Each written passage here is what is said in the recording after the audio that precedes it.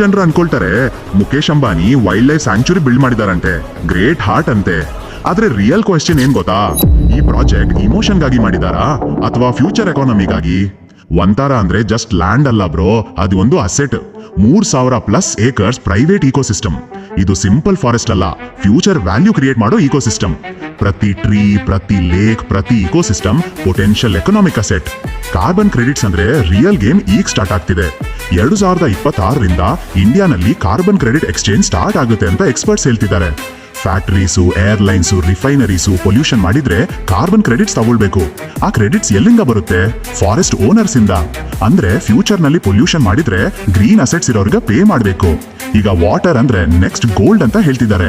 2040ಕ್ಕೆ water value gold ಗಿಂತ ಜಾಸ್ತಿ ಆಗ್ಬೋದು ಅಂತ ಪ್ರೆಡಿಕ್ಷನ್.